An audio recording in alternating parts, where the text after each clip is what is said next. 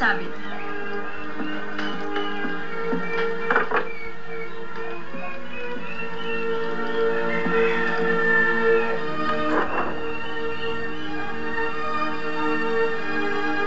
Siya ang bagong asawa ni Haring Conrad, isang malayong kamag-anak, ngunit bantog sa buong kaharian dahil sa kanyang kagandahan.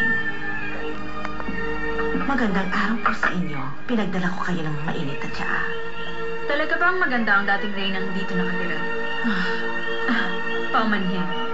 Huwag pansinin ang aking katanungan na hindi mo na kailangan pang sagutin.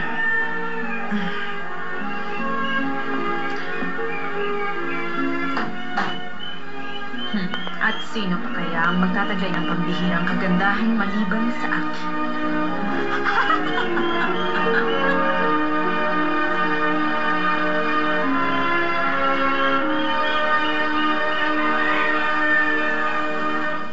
Snow White, anak. Siya ang iyong magiging ina. Ikinagagala kitang makilala, Snow White. Mahilig ka palang maglaro sa kakahuyan. Maaari mo ba akong isama sa iyong pamamasyal kahit minsan lang? Tayo'y maglalaro parang magkaibigan. Kung ganon, isasama mo ako? Opo. Ngayon, masaya ka na ba, Snow White?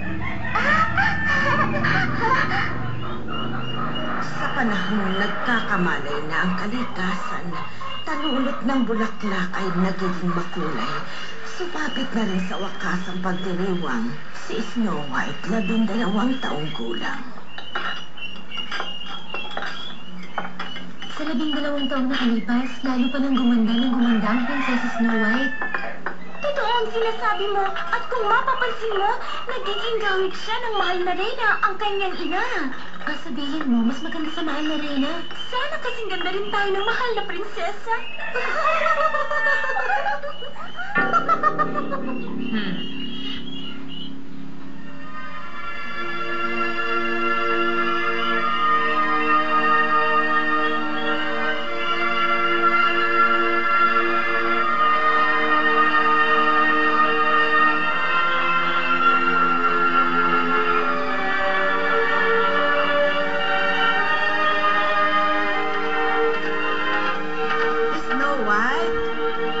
Snow White, nakita ko na rin sa wakas ang pinahahanap mo sa akin. Maraming salamat, Binibining Molly. Ito ang itatali ko sa mga bulaklak na ligaw upang mapalapit ako sa kalikasan. Bagay na bagay para sa pagdiriwang ng iyong kaarawan. Malaking kagalakan para sa araw na ito. Parang kayo ang may kaarawan sa araw na ito, Binibining Molly. Ang mabuti pa, mahal na prinsesa, bumalik na tayo sa kastilyo at isuot mo ang bagong gusto. Binibining Molly, kayo talaga.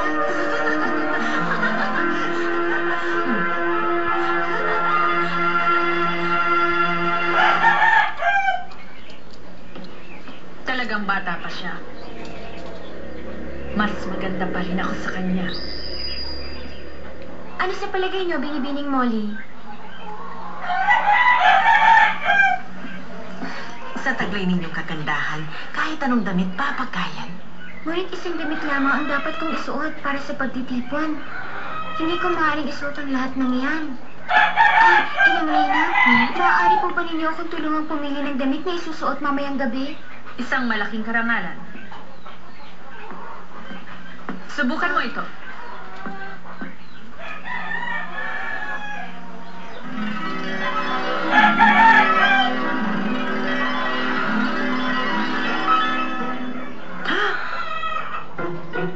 Mabagay po ba sa akin? Hindi maganda para sa may kaarawan. Hindi na babagay sa'yo ang tapas ng damit na ito. Subukan mo ang isa nito. Kaya po ang masusunod.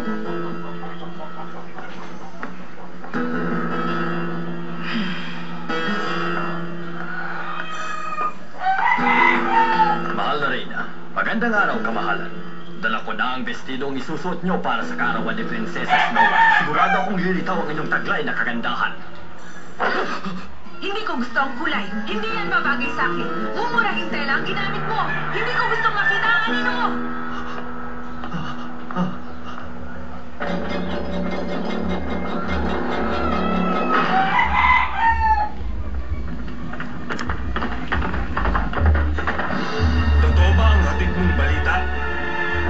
nasakop na po nila ang ilagang bahagi ng ating kaharian.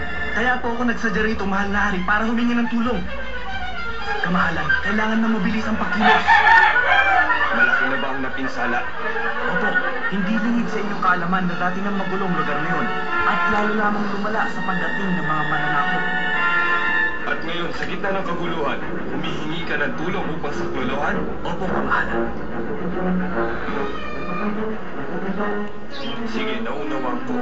Bumalik ka na ngayon din sa iyong pinuno at sabihin mong ipadadala ko ang sandatahang sundalo.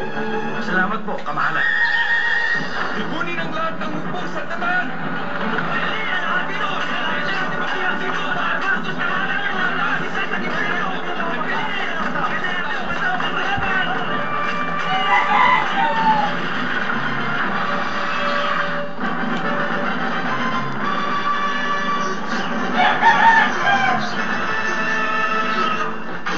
Amo kong hari, Taliwas sa kagandaang asal ang pumasok ng basta na lamang. Patawad, kamahalan. Akin po ang kasalanan. Mahal na prinsesa. pupunta kayo sa tigmaan, mahal kong ama. Ipagpaumanhin na hindi kita makakapiling para sa iyong kaarawan. Wala pong anuman. Ngunit ako'y nababahala para sa inyong kaligtasan, mahal kong ama. Hindi kailangan. Huwag kang mag-isip ng ganyan. Ngunit, paano? Kailangan tumulong sa nangangailangan. Hindi ko hahayaang masakop ng mga palalo ang ating kaharian. Snow White, Mahal na Reyna, ikinalulungkot ko ang di inaasahang pangyayari. Pero kailangan nating tanggapin ang katotohanan. mahal na Reyna.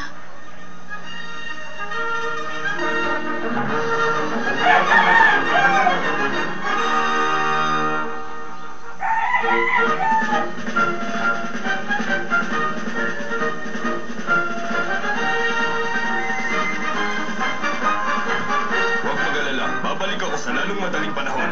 Pagpalain ka, mahal kong asawa. Hanggang sa muli nating pagkikita. Sulong! Sulong, mga sundalo!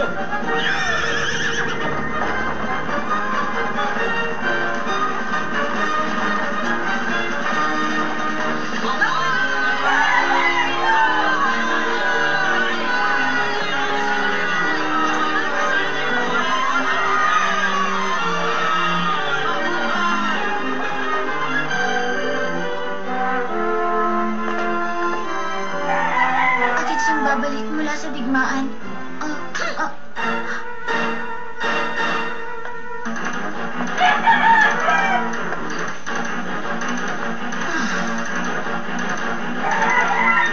Ako ang masusunod simula sa araw na ito.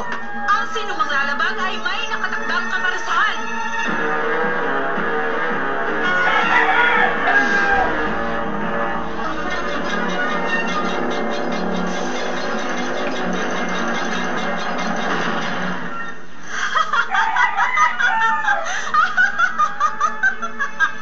Sa wakas, natupad rin ang aking pangarap. Kapangyarihang hanap kay tagal kong inasam upang manasab.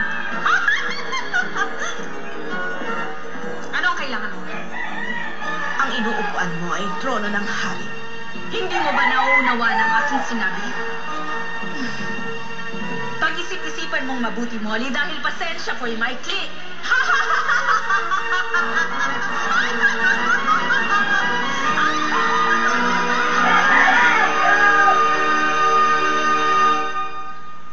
Sana hindi mapahamak ang aking ama sa digmaan at naway matapos na ang mga kaguluhang ito.